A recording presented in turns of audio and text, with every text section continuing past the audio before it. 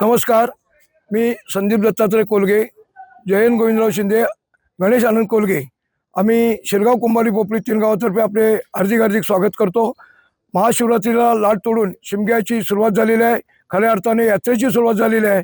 आज ती लाट तासून इथं या ठिकाणी आणली जाईल आणि उद्या आपल्या महाकाल देवीची जागृत देवस्थानची यात्रा या ठिकाणी भरवण्यात येणार आहे. त्या यात्रेनिमित्त या ठिकाणी यात्रेची तयारी या ठिकाणी जोरात चालू झालेली आहे की आज इथं मंडप, डेकोरेटर्स, विद्युत रोषणाई, परत लाटेचे इथं लाट फिरण्याचा जो आहे तो कामसुद्धा आम्ही या ठिकाणी तयार केलेला आहे.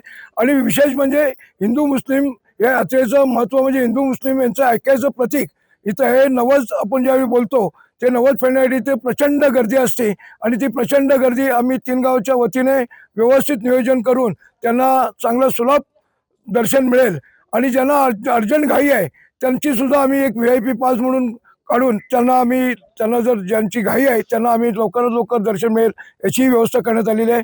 आणि आम्ही शिरगाव कुंभारी पोपली तीन गावातील सर्व मंडळी आम्ही या ठिकाणी ह्या यात्रा कशी सुरळीत पार पडेल याचं आम्ही उत्कृष्टप्रमाणे नियोजन केलेलं आहे. फुलांची सजावट, अन्नप्रसादी याचंही नियोजन दिलं. आमची चाकरमानी मंडळी शिरगाव कुंभारी पोपली या तीन गावातील चाकरमानी मंडळी यायचीही सुरुवात झालेली आहे आणि सर्व मंडळी या तीन गावातील येऊन या यात्रेला अशी प्रचंड गर्दी असते. या ठिकाणी आरोग्य शिबिरसुद्धा ठेवलेलं आहे. दुपारच्या वेळेत 12 ते 3 या ठिकाणी महाप्रसादाची व्यवस्था करण्यात आली आहे. कारण लांबून लोक आलेले असतात, त्यांचे महाप्रसाद त्यांना मिळावा यासाठी आम्ही 12 वाजल्यापासून 3 वाजेपर्यंत आम्ही त्यांची महाप्रसादाची व्यवस्था करण्यात आहे. नंतर मांड भरतो.